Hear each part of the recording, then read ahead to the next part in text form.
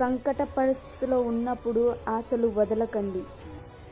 ఆత్మవిశ్వాసం మరియు స్థిరత్వం కలిగి ఉండండి. నువ్వు పడిపోయినప్పుడు అది మళ్ళీ 0 నుంచి ప్రారంభం కాదు. నువ్వు వదలకపోతే అది ఒక తీరిక లేచే విజయ ప్రయాణం.